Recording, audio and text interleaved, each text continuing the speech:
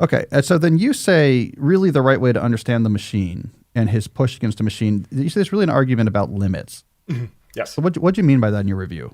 Yeah, I think he's really trying to say that most of human civilization now is organized around a rejection of limits, and which is another way of saying that most of the arguments we have right now are arguments about the place of nature in human life, right? So whether that is something like gender issues, right? That what seems like a superficial culture war is actually an argument about like, okay, what role should nature play in human life? How much deference should we pay to nature? Is nature something to be overcome, or is it something to be sort of like worked within? And he, like I said, he comes at this this version of thinking about the machine out of his prior sense of like the failings of the environmental movement, which went from being a pro-limit to sort of like an anti-limit movement centered around how do we find a way to keep our current level of material comforts sustainable, right? And we can do that by wind farms, we can do that by nuclear power, we can do that by increasing intrusions into the natural world. In one of his early books, he has this great phrase where he's like,